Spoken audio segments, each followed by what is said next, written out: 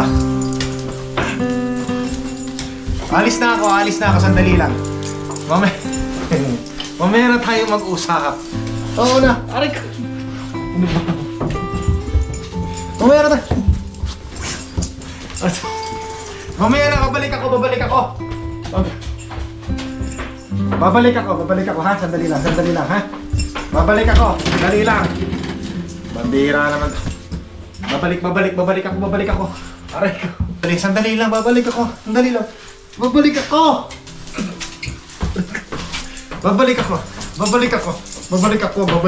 Palisin niyo muna ako. Tunaw na yung yelo. Yan. Ay.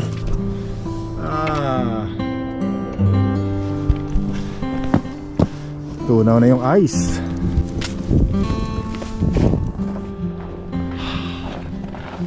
Ganda ng panahon ngayon, ang init. Natutunaw yung mga ice.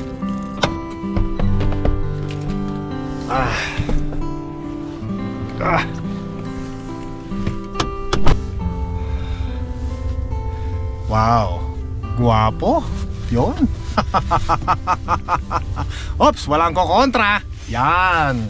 Pagbigyan nyo na ako. Alam ko naman, sanay na kayo sa pagiging mayabang at mahangin ni Inags. Yan. At Epal. Yan. Ay, winter, spring, summer, or fall. Tuloy ang buhay sa Canada. So punta muna tayo sa mga kainis. Punta muna tayo sa Northgate. Magpapa-check up lang tayo doon. Magpapakuha tayo ng dugo para malaman natin kung ano yung dapat nating iwasang mga pagkain at kung healthy ba tayo noong nakaraang taon. Yan, kailangan natin magpakuha. Punta lang tayo doon. Medyo mahaba-haba ang pila ngayon doon, pero okay lang yan. Mahaba naman ang liwanag, mahaba ang araw ngayon, kaya okay lang, mag-i-enjoy tayo. Yan, nakikita ko na naman yung mga aso ko nakasilip. Naku, ang cute talaga. Yan, dito na tayo sa Northgate mga kainags, ano? Dala natin yung yung referral form dala natin, ano? Importante yun pag pupunta tayo rito sa Dynalife. Magpapakuha tayo ng dugo, magpapa-examine tayo ng dugo natin. Annual check-up. Kailangan meron tayong referral from our doctor. Yan. Para entertain tayo, para alam nila kung ano yung isusuriin nila sa dugo natin. Kasi susulat ng doktor natin yun, kung alin yung dapat concentrate na kuna ng mga Dynalife dugo sa uric acid, yan, mga sugars, cholesterol, yan. So dito lang tayo, napapansin nyo yung ating likuran, nagkukulay brown na yung mga snow. Ibig sabihin yan mainit-init na ang panahon. Tsaka mapapansin nyo naman, di ba, hindi ako nakasuot ng tuk. Yan, pasok muna tayo dito. Dito tayo pumasok. To. Yun. Kailangan natin pagpagimpaan natin pati dito. Yan. Tapos punta lang tayo doon sa taas yun. Punta tayo sa taas, diretso tayo sa taas. Yan. So every year yan mga kainis, talaga nagpapa-annual check-up tayo. Tapos meron nga palang nag-comment, mahirap daw ba mahirap daw ba magpa-doktor dito, magpa-check up dito sa Canada. So depende yan mga kainags. Kung malaking ospital yung pupuntahan nyo, medyo maghihintay talaga kayo ng matagal. Kasi nga syempre pag malaking ospital, maraming pasyente. Pag maraming pasyente, syempre ilan lang yung doktor. Kaya medyo matagal kayo maghihintay. Unlike doon sa mga sa mga clinic lang katulad ng pinuntahan natin, madali lang yun kasi maliit lang na clinic. Tsaka especially pag nakabook kayo ng appointment, mas madali. Pero kung walk-in lang kayo, medyo matagal. Syempre unahin ng mga doktor yung nakabook, may appointment, kaysa dun sa walk-in na walang appointment. So tara, dito muna tayo. Ayun yun yung Dynalife, dito tayo. Pasok muna tayo dun. So hopefully sana walang masyadong nakapila, para mas madali. Yan, papasok lang tayo dito. Pero papatayin ko muna yung camera, mamaya natin mag-usap. See you later. Kung walang masyadong pila ngayon mga kainis, actually pag mahaba to, dito sa likod ko, yan, sa likod ko hanggang doon, puro pila yan. Eh ngayon, ngayong araw na to, walang pila, kaya medyo madali tayong matatapos. Yan lang yan. Ay, yung pangalan natin, number 10, no? Isagani. Yan. Ibig sabihin, 10 lang yung naghihintay.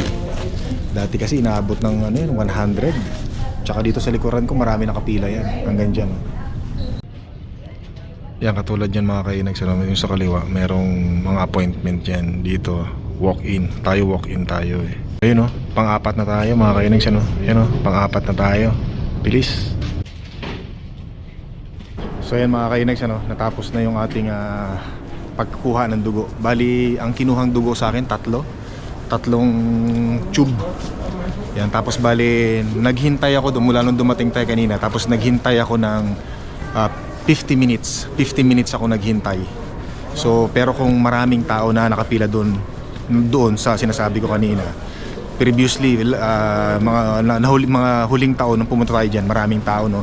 So, naghintay tayo ng mga 2 oras kasi nga maraming mga tao. Pero kanina, konti lang.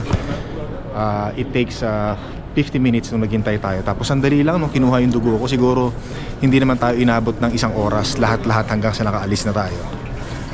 Yan, so dito muna ako kasi gusto kong bili tayo ng ice cream. Gusto ko yung ice cream dito eh. Di ba nung nakaraan nung pumunta tayo dito, hindi tayo nakabili ng ice cream. Subukan natin bumili ng ice cream ngayon, ano. Yan. So pag nagutom lang ako, dito lang din ako kakain lang din ako dyan. Kaya lang ayoko munang kumain yan. Tsaka isa pa pala, hindi ako nakapag-fasting. Pero okay lang daw kung hindi ako nakapag-fasting tapos nagpakuha tayo ng dugo. Okay lang daw yun. Pero dati kasi last year kasi nag-fasting ako eh, no. Ibig sabihin ng fasting, parang 8 hours kang hindi kakain at hindi ka inom ng tubig. Yan, medyo lakihan ko. Tapos kanina hindi ko naman ina-expect na pupunta ako rito.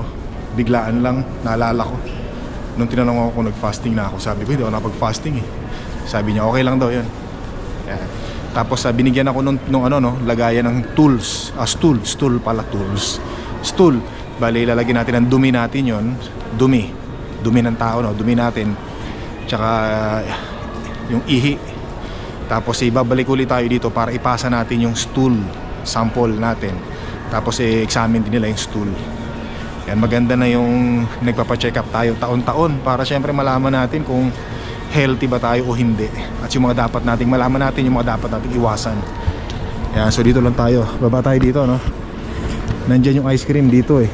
Yan. Yung bilihan ng ice cream nandun. Yan. Ito, ice cream. Wow, masarap yan mga kainis. Sa yung buko. Yung buko ang hinahanap ko eh. Ay, ito coconut. Yan, masarap yan. Yan. Subukan natin. Hello. Can I get a coconut? Okay. Regular cone? How many scoop on a regular cone? It can be a 1 or 2. Okay, can I get 2? Or maybe can I get 3? 3, you gotta go to here. Okay, It won't fit it fall yes, off. I like it. I like the coconut. You want all one kind? Just one kind, yeah. Just the All coconut. coconut. All coconut. Yeah, The coconut. This one get more. Oh yeah, thank you. It's a bigger cone, you do get more ice cream. Wow, that's nice. Yeah. I like the coconut. The coconut in the Philippines. You buy here before? Yes, I do buy here before. Okay. And my subscribers bought here because they saw my vlogs here. I bought here maybe 2 months ago. Okay. That's nice. Let's try it again. Yeah. So masarap dito mga kainags, ano. Dito lang to sa North Gate. Ayan, oh. Scoop favorite. Nobody buys the coconut today, hey? Just me. Because it usually start about now. People come in for ice cream. Oh, okay. Perfect. Yeah. In the summer they come earlier. Oh yeah, because it's hot. Hot's like me. All right. How much? $6.50. All right. Just give me a second. Yeah. Can you hold me, please? Yes, I certainly Thank you. can do that too. Can I get? Thank you. Yeah. So can I get my receipt, please? Thank you. Yeah. So mga kainags, ano? Thank you, my friend. Sarap. Thank you very much. See you later. Yeah, you too. Dito lang yan. Sarap, oh. Kita mga kainags, diyan lang kayo bumili, masarap dyan. Kaya sarap. Subukan nyo lang to mga kainags, napakasarap. Talagang hindi kayo magsisisi. Pwede na akong gawing endorser dapat nun eh, no?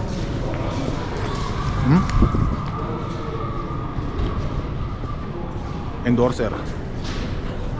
Sarap. Mukhang lumalamig na ngayon ah. Yung harapan natin oh. Yan. So gusto kong pumunta ng Lucky.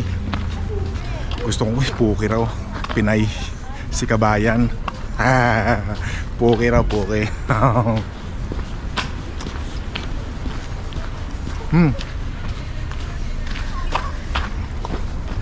Gusto kong kumain ng ano, ng mainit na sauce.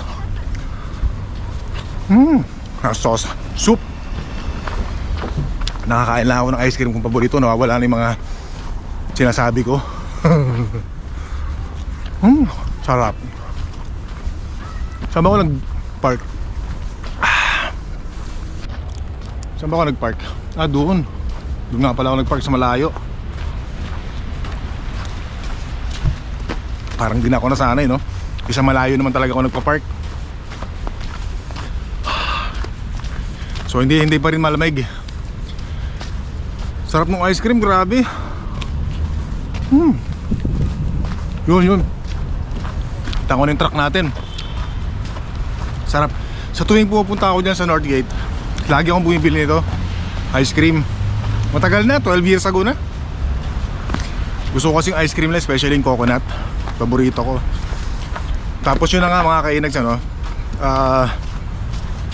pag marami talagang pasyente sa ospital, expect nyo talaga matagal talaga, especially kung walk-in lang kayo. Yan. Pero yung mga may mga appointment kanina, mabilis lang, sandali lang kasi may appointment sila, no? Tsaka katulad nga ng nabanggit ko, wala akong binayaran ni Singkong Duling, wala. Lahat wala akong binayaran.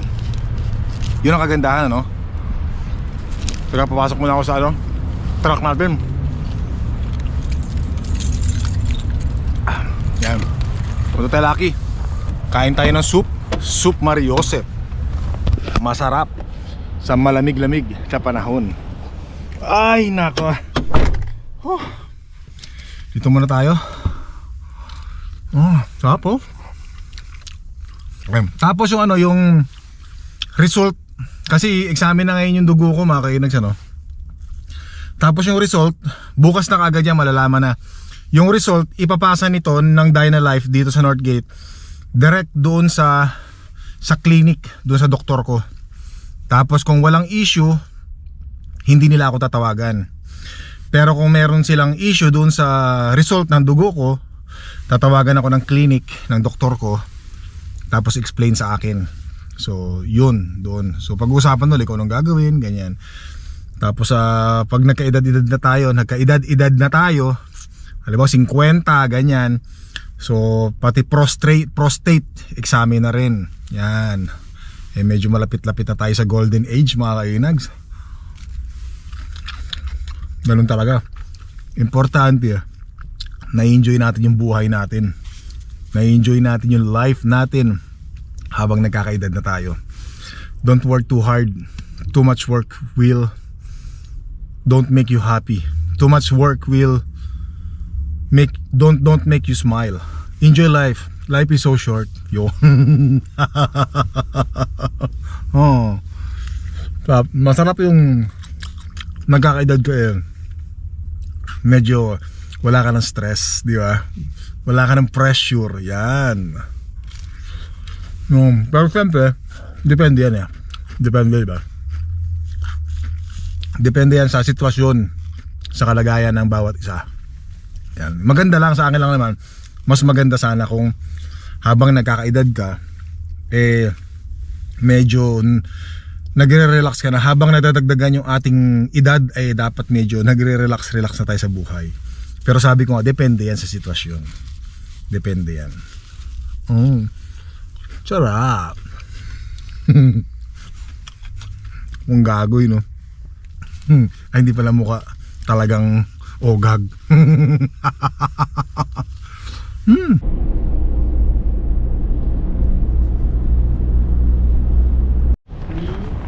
Yun, busog mga kainags, ano? Busog, lusog. Yan, tapos bumili pa ako nito. Yan, oh. Yan. So, napansin yung isa ron, yung nakapwesto ron sa nanlilimos yun, nanghihingi ng coins. Yan, maraming mga namamalimos din dito, no? Especially sa mga kanto-kanto. Yung mga traffic light, yan, sa kanto ng traffic light, maraming mga nakatambay doon nanghihingi ng limos. Yan, meron din mga nanlilimos dito, doon sa mga hindi nakakaalam, ano. Buti na lang hindi malamig, masyadong malamig ngayon. Sakto lang. Kayang-kaya. Yan, lagay mo natin pagkain natin dyan. Yes. Yan. Dito muna tayo. Habang tayo ay kakain ito. Yan, gusto ko lang kumain ito eh. Paborito ko to eh. Ay mga pala mga kainags, maraming salamat nga pala sa mga nanonood kay Boss Chip, no? Tsaka mga nag-subscribe kay Boss Chip, yung sa pangalawa kong kapatid. Yan, thank you very much. At natutuwa din siya kahit paano nadadagdagan yung kanyang mga views. Matagal na rin nagbo-vlog yun, kaya lang masyadong busy sa work. Tapos yun na nga, nabanggit ko sa inyo, naging maganda yung bonding namin, ano. Magkakapatid kami nung umuwi ako sa Occidental Mindoro. Sarap, lutong, malutong. Tapos actually mapapanood nyo yung mga kainis yung love story nila ni nung mahal na reyna niya si Dailin. Yan, shoutout kay Dailin, no.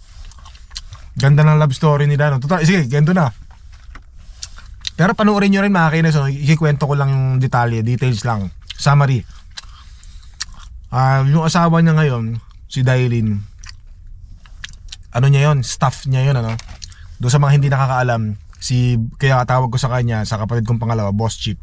Kasi boss chief siya, no, ng Department of Agriculture ng Mimaropa. Yan, tapos yung asawa niya ngayon, parang ang agwat yata ng edad nila ay mga less than 20 years, no. Wala naman sa edad dyan mga kainis, yung importante natagpuan nila sa isa't isa ang tunay na pagmamahal. O di ba? Age doesn't matters. Yan. So almost less than 20 years, no. Siguro mga 18 years or 19 years yung agwat ng edad nila. So kasi si Boss Chip binata yan, no. Binatang ama. Yan. So merong anak si Boss Chip, no, na 14 years old na. Tapos na-meet niya, nakilala niya si Dailin, yung asawa niya ngayon, sa Department of Agriculture, which is tauhan niya si Dailin. Kaya meron silang vlog, di ba? May vlog sila nung kinasal sila, ang title nun ay Boss Ko Dati, Asawa Ko Ngayon. Parang ganon yun mga title nila, no? So pag nabisita niyo yung channel ni Boss Chip mga kainis, nandun yung mga vlogs nila nung kinasal sila, tapos nung nagsasalita na sila habang kinakasal na sila, nakaka-in-love, nakaka-touch, nakakadala. Tapos sabi pa nga ni Dailin doon, yung asawa ni Boss Chip noon, na napanood ko sabi niya, nung una kitang nakita, hindi naman kita crush, wala naman akong gusto sa'yo. Parang gano'n, no? na siguro nahiwagaan lang ako sa'yo kasi masyado kang tahimik. Yun. Yung narinig ko yung masyado kang tahimik, nahiwagaan ako sa'yo. Yun na nga yung nakakatakot doon, nung masyadong tahimik. Pag taong tahimik, may masamang balak. Yun. Boss Chip, peace tayo, yan. Hindi, biro-biroan lang namin yun, no? So yun nga, kasi nga walang kamalay-malay si Dailin mga kainis. So, kinikwento ko na kasi kinuwento naman nila sa vlog to, may vlog naman sila na gano'n nga na story ng nila, kaya kinikwento ko lang din sa inyo para magkaroon kayo ng interest or ideas. Yun na nga, kaya nga sabi namin, yun ang nakakatakot doon, ang taong tahimik may masamang balak, yung pala may balak sa'yo na hindi kanais-nais. Yeah. So wala namang problema doon sa dalawa mga kainis, pareho namang single yung dalawa eh. So sa madaling salita, yun na yun, nag-propose, yun na yun, gano'n na. So panoorin nyo na lang sa vlog sa channel ni Boss Chip mga kainags, panoorin nyo na lang yan, hanggang sa ngayon buntis na si Dailin, mahal na reyna ni Boss Chip. So sabi ko nga sana i-vlog nyo yan para hanggang sa paglabas ng baby nyo, at least may documentary, di ba, para paglaki ng baby nyo may mapapanood siya kung paano siya nabuo, di ba, mula sa pagkakilala, nagkasal, di ba, napakagandang documents. Yan lang talaga. Parang nabusog na ako sa kakabunganga, nabusug na ako mga kainis. So, nakakabusog din pala yung kakabunganga ng kakabunganga, no? Nalipasan na yata ako ng gutom. Pambihira naman. Isa lang muna ubusin ko. Tapos mamaya yung dalawa. Sarap sana nito, mainit no? Kasi gusto ko yung lasa nito mga kainags. Medyo pag kinagat mo, lumalaban. Parang bubble gum. Tapos pero manamis-namis ng konti na masarap. Hindi ko maintindihan. Tamang-tama lang yung tamis. Sarap. Gala uli natin to si Sayan, no? Yan, tapos mamaya si Sayon naman. Yung nakaraan, nauna si Sayon. Ngayon, ito naman ang nauna si Sayan naman. Yan. Let's go, Saya. Kasi si Saya yung unang lumabas kanina. Pagpasok natin sa bakod natin, binuksan ko yung pintuan ng bahay. Unang lumabas si Saya, kaya si Saya yung una natin pinasyal. Pero mamaya pagkatapos si Saya, si Sayo naman. Ayan o. Kung napapansin nyo yung mga snow, mga kainig sa gilid ng daan, ano? Grabe na, no? Binuldoser kasi yan binuldoser. Ayan na yung mga natin, nag-uwi na yung mga estudyante, no? Ayan na. Ayan na, palubog na si Haring Araw, no? 4:45. Dito ka, let's go. Come here. Yan. Medyo nagkakalituhan dito sa kanto na to, no? Kasi busy. Uwian na. Busy hour. Uwian ng mga estudyante o uwian ng mga nagtatrabaho sa opisina. Yan. Kaya mabuti na lang dito kahit walang traffic light. Merong yung 4-stop. Mga disiplinado mga tao, no? Kung sinong nauna sa kanto. Nakakatuwa naman to, aso na to, no? Ayan. Kung sino yung nauna sa kanto, yun ang mauuna. Yan, may mga rules dito. Yan, kaya importante talaga yung yung mag-e-exam ka talaga. Meron ka talagang alam sa batas trapiko. Mahirap yung wala tayong alam, no? Drive lang tayo ng drive, hindi natin alam na yung solid lane. Liko tayo ng liko doon, yung pala hindi na pala tayo pwedeng pumunta ro pag naka-solid lane. Tsaka yung mga strip line, di ba? Hindi ko dati alam yan Nalaman ko lang yan nung nag-exam na ako ng license dito sa Canada. Pero nung sa Pilipinas ako nagdadrive ako ng motor, hindi ko alam yun. Pero meron ako lisensya 1 and 2 driver's license. Muna tayo mga kainags, naglalakad tayo ngayon. Pupunta tayo doon sa bilihan ng pizza. Yan, nagugutom ako Gustong kumain ng pizza ngayon. Siyempre paborito natin pepperoni. Yan. So di nyo naman siguro nakita yung ngalangal ako, kaloob-looban. Ay, pasensya na po pala doon sa mga baka nahihingahan ko kayo sa mukha. Sorry po. Yan. Malamig. So pagka ganito na talaga, madilim na, pag gumagabi na, lalo na sa madaling araw, talagang lumalamig. Pero sa umaga, katulad kanina, maganda yung sikat ni Haring Araw, kaya medyo mainit. Pero pag wala na si Haring Araw, pag lumubog na mararamdaman mo na rin talaga uli yung lamig, Yan. Ibang iba talaga pagka winter, pag may mga snow.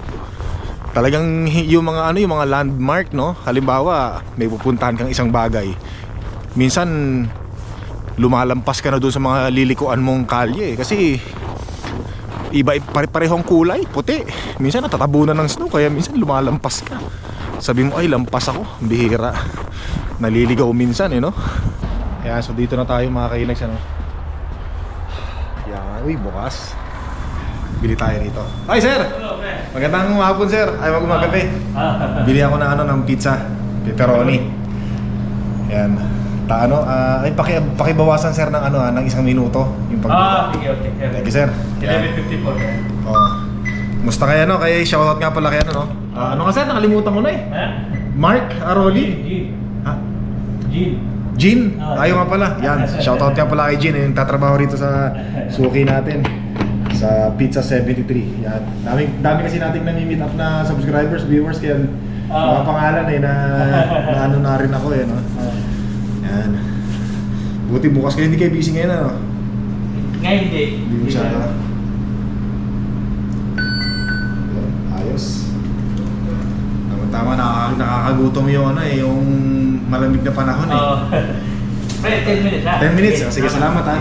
Yan, so hintayin muna natin 10 minutes. Kasi pag order ka ng online, mas mahal eh, no? Oo. Mas mahal. So, halimbawa, order ka online para hindi ka na maghihintay, pipick upin mo na lang, mas mahal. Siguro mas mahal siya ng $4 kung hindi ako nagkakamali. Pero kung pupunta ka rito, dito ka mismo magbabayad. Mas mura, katulad ngayon, ang binayaran natin ay $11.54. So ano na yun, large pizza na yun mga kainags, no? Pepperoni. Yan. So hintayin-hintayin lang natin dito. Dito lang tayo maghintay. Yan, sarap kumain ng pizza ngayon. Tsaka mabuti na lang merong malapit na pizza, bentahan ng pizza rito, no? Sa lugar natin, kaya nakakapunta tayo lagi. Anytime na nagutom tayo, kung gusto natin kumain ng pizza, punta lang tayo dito. Yan. Shoutout kay Jean. Tagal na rito yan eh. Subscribers din natin yan mga kainags. Si Jean. Yan. Marami mga mura mga pagkain dito, no? Yan, no? Yan. So, pwede kayong mag-comment mga kainags ano, bakit mura ang pizza rito sa Pizza 73 kumpara dun sa mga Pizza Hut, Boston Pizza, Papa John's Pizza, di ba? Pag large kasi, large pizza, mahal sa kanila, parang mga nasa $24. Pero dito, kalahati lang, ano? Yan, pwede kayong mag-comment mga kainags, ano? Nagtataka lang ako eh. Pero masarap naman dito, kahit mura, masarap yung pizza nila. Ayan, sukunin natin. Salamat sir ha. Okay lang, pakita kita. Sige. Ayan, si Jean. Shoutout sa kay Jean, oh. Thank you. So, alis na tayo mga kainags, ano? Let's go. Nako, ang bango. So, ang luto yata nito 9 minutes, ano? Parang ganoon. Pero sabi ko bawasan nyo ng 1 minute kasi gusto ko yung medyo malambot-lambot. Yan, masarap nguyain. Wow. Yan, gusto ko sa pizza medyo hindi ano yung lutong-luto. Medyo hilaw-hilaw ng konti. Yan. Para yung tinapay niya, yung bread, malambot-lambot. Nagugas ang kamay ha. Tender mga kainag, no?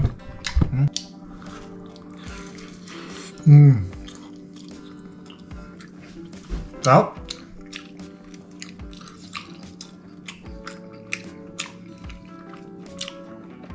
Sarap, grabe. Hindi ako nangiinggit mga kainag sa. Pinapatakam ko lang kayo.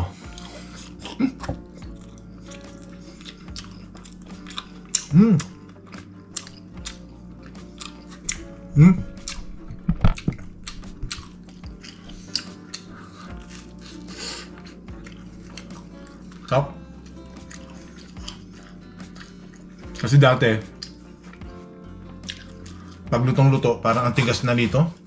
Matigas. Kaya lagi ko sinasabi sa kanila pag bumibili ako ng pizza sa kanila, bawasan nila lang 1 minuto yung cooking time ng pizza. Para yung bread niya hindi matigas, kumaga tender. Kasi pagka tumagal-tagal pa to, hindi siya ganun katigas. Kasi yung luto niya medyo kulang. Sarap. Sarap sa kape nito. Bukas may matitira pa rito mamaya eh. Bukas titirahin ko sa kape naman. Sarap ng ano nyo, edge. Kita nyo naman mga kailas, oh.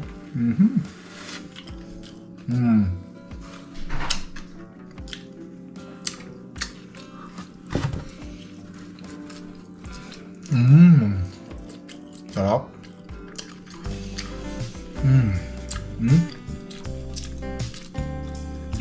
Sarap. So mga kainags, no? Maraming salamat sa pagsama, no? Saka sa mga nag-like, thank you very much. Saka sa mga nagko-comment, thank you. Kita tayo sa videos, ha? Hanggang sa muli.